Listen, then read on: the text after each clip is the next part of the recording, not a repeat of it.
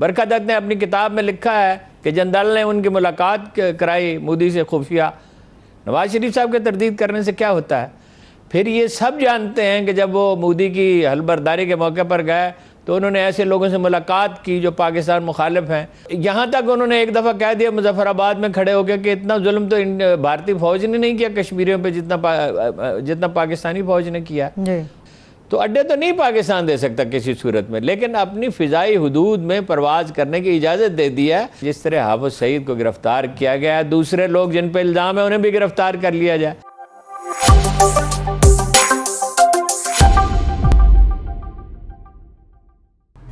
Hello दोस्तों, स्वागत है आपका आपके अपने YouTube चैनल पर। हमारा पड़ोसी मुल्क पाकिस्तान कुछ दिनों इजराइल विरोधी और फ़िलिस्तीन के समर्थन में खबरें चलाने के बाद अब वापस अपने पुराने ढर्रे पर लौट आया है। वो फिर से भारत विरोधी और मोदी विरोधी बातें करना शुरू कर चुका है। वो हमेशा इस बात की तरफ इशारा करता है कि नवाज शरीफ और मोदी के बीच में कोई ना कोई सीक्रेट डील हो चुकी है। इसी वजह से नवाज शरीफ की फैक्ट्री में हिंदू वर्कर्स भी काम करते हैं और नवाज शरीफ के केसेस को रिप्रेजेंट करने के लिए ज्यूज लॉयर भी लगे रहते हैं। हमारे पैनल में बैठे हुए हारून रशीद ने काफ़ी सारी बातों की तरफ अपना इशारा किया और उनके मुताबिक एक झूठी खबर चलाई जा रही है कि पाकिस्तान अपनी ज़मीन अमेरिकन आर्मी को अपने हवाई अड्डे बनाने के लिए देगा। ये बिल्कुल गलत है। उनके हिसाब से ये एक अफवाह है। आइए सुनते हैं इस पूरे डिटेल डिस्कशन को, जिसमें हारून रशीद ने नवाज और मोदी के संबंधों के बारे में और नए अमेरिकन प्रेशर और चैलेंजेस के बारे में डिटेल में बात की है। आइए सुनते हैं। और हाँ दोस्तों, इस वीडियो को लाइक करें, शेयर करें और हमारे YouTube चैनल को ज़रूर सब्सक्राइब करें। हमारी वीडियोस की नोटिफिकेशन पाने के लिए बेल आइकन को भी दबा दें। धन्यवाद।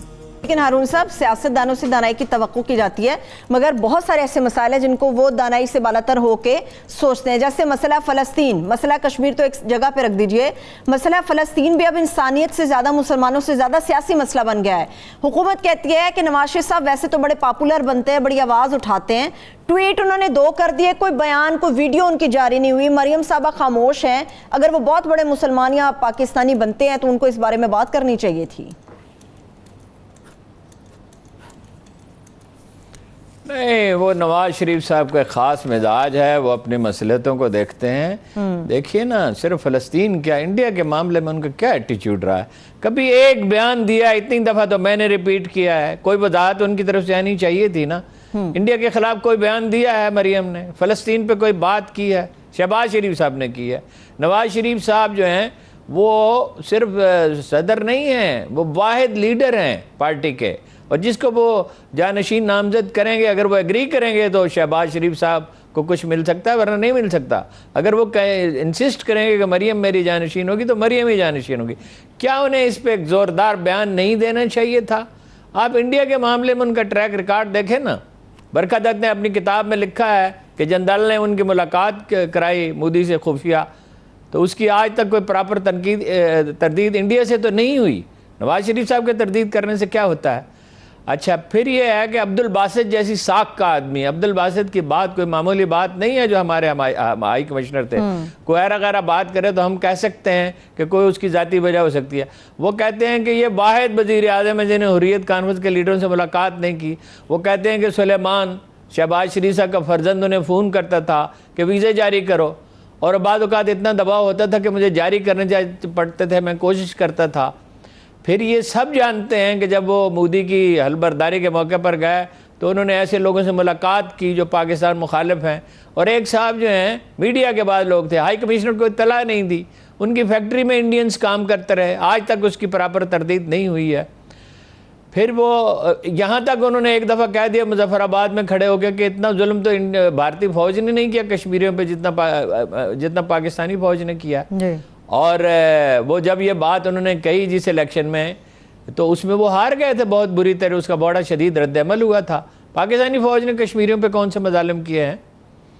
तो देखिए ना, वो तो एक पूरा ट्रैक रिकॉर्ड है। यहाँ तक लोग कहते हैं, अब उसकी कन्फर्मेशन मैं इस वक्त नहीं कर सकता हूँ, इसकी तहकीक करनी चाहिए, और अखबार नवीस ही ये कर सकते हैं जो गैर जानबदार अखबार नवीस हैं, कि हसन नवाज़ के और उनके भाई हुसैन नवाज के बाद पार्टनर यहूदी हैं। ये तो मैं वसूख से आपको कहता हूँ कि जब पनामा केस चल रहा था तो उनका वकील एक यहूदी था और उनको प्रोटेक्शन देती है बरतानवी हुकूमत। ये किस तरह वो वहाँ सरमायाकारी कर रहे हैं और किस तरह आसानी से वहाँ रह रहे हैं और किस तरह वो वहाँ इतने कंफर्टेबल हैं।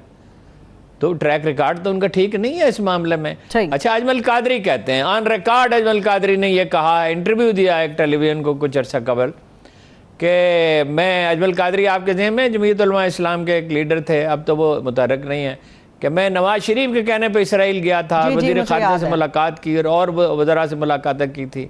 और जहाँ तक मामला पहुँच गया कि रुदवान ने कहा मैं मेरी फ़ौज तैयार है यरूशलेम जाने के लिए। हारून साहब, आपने भी एक बात की थी, आलमी मीडिया पे जो खबर चल रही है कि पाकिस्तान ने अमेरिका को हवाई अड्डे इस्तेमाल करने की इजाज़त दे दी, मगर आप तो बार बार जब भी जिक्र हुआ आपने कहा ऐसा हो नहीं सकता, इनकार कर दिया गया है। मगर ये खबरें जो चल रही हैं इनमें कितनी सदाकत है? देखिए, वो तो पेंटागन के एक अफसर का नाम भी कोट किया गया है कि उससे बात हुई है और उसने कहा है कि इजाज़त दे दी है फ़िज़ाई हुदूद में परवाज़ करने की। अड्डे नहीं दे रहे, अड्डे दे सकते ही नहीं हैं।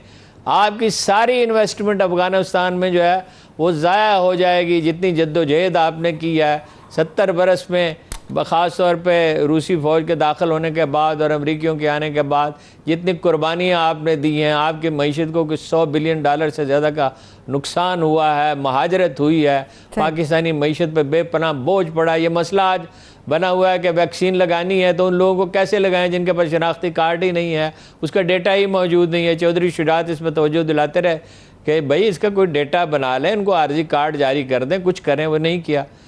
तो अड्डे तो नहीं पाकिस्तान दे सकता किसी सूरत में, लेकिन अपनी फ़िज़ाई हुदूद में परवाज़ करने की इजाज़त दे दी है। उसमें भी एक दिलचस्प बात और भी हुई है। क्या? वो ये है कि हमारे वज़ीर ख़ारिजा ने आउट ऑफ ब्लू एक अजीबोगरीब बात कर दी है शाह महमूद साहब ने कि हम अमेरिका से अपना स्ट्रेटेजिक पार्टनरशिप चाहते हैं, तस्वीराती शराकतदारी चाहते हैं जो इंडिया के साथ है। वो दो हरीफ मुल्कों के साथ कैसे तस्वीराती शराकतदारी हो सकती है? ये कैसी बचपने की बात है? उसकी वजह यह है कि हमारी जो अशराफिया है ये हमेशा मगरब की तरफ देखती है, बरतानिया और अमेरिका की तरफ। और इनमें से कितने हैं सिविल सर्वेंट, कितने हैं जिनकी दोहरी शहरियत है, और कितने हैं जिनके बच्चे वहाँ तालीम पाते हैं, और कितने हैं जो कनाडा और अमेरिका और बरतानिया मुंतकिल होना चाहते हैं। इसलिए कि ये इनकी नफ्सियात यही है, मरूबियत की नफ्सियात है और मफादात इसी से वाबस्ता हैं। कितने डिप्लोमेट हैं जो वापस ही नहीं आते, वहीं की शहरियत इख्तियार कर लेते हैं। तो ये दूसरी तरफ ये है, एक दूसरा पहलू है, जब आप भीख मांगते हैं टैक्स आप देते नहीं हैं। यानी टैक्स होना चाहिए कम से कम 8,000 अरब, तमाम बड़े माहिरीन यही कहते हैं। यानी एक दफ़ा डॉक्टर शुएब सडल से जरदारी साहब ने पूछा टैक्स बढ़ सकता है? उन्होंने कहा हाँ, दोगुना हो सकता है। कितने अरसे में? उन्होंने कहा 1 बरस में। उन्होंने कहा क्या करना होगा? उन्होंने कहा बड़े टैक्स डिफाल्टर को पकड़ना होगा, उसमें आपके 2-3 वजीर भी शामिल है। उन्होंने कहा ये तो नहीं हो सकता। उन्होंने कहा नहीं हो सकता तो फिर टैक्स भी नहीं बढ़ सकता। यानी जब आपकी ये सूरत हाल है तो FATF की अमेरिका आपको ब्लैकमेल करेगा। FATF की तलवार आपके सर पर लटक रही है। 27 में से 26 नुकात पे अमल दरामद हो गया, इसके बावजूद FATF की तलवार आपके सर पे क्यों लटक रही है? एक नुक्ता कौन सा है? जब आप ग्रे लिस्ट में हैं तो आपकी बरामदात उस तरह नहीं हो सकती। एक नुक्ता ये है कि जिस तरह हाफिज सईद को गिरफ्तार किया गया, दूसरे लोग जिन पे इल्जाम है उन्हें भी गिरफ्तार कर लिया जाए। अब भाई गिरफ्तारी कैसे हो सकती है? गिरफ्तारी के लिए तो अदालत में जाना पड़ेगा ना, यूं ही थोड़ी पकड़ सकते हैं। और उससे जो बदनज़मी पैदा होगी वो एक ब्लैकमेलिंग की एक तरीक़ाकार है अमरीकियों का, जिसे वो इस्तेमाल कर रहे हैं इसलिए कि वो इंडिया की हेजमनी चाहते हैं इस इलाके में। इस वीडियो को अंत तक देखने के लिए आप सभी का बहुत बहुत शुक्रिया। हमसे जुड़े रहने के लिए सब्सक्राइब के बटन को दबा दें और हमारी लेटेस्ट वीडियो की नोटिफिकेशन पाने के लिए बेल आइकन को दबाना ना भूलें। धन्यवाद।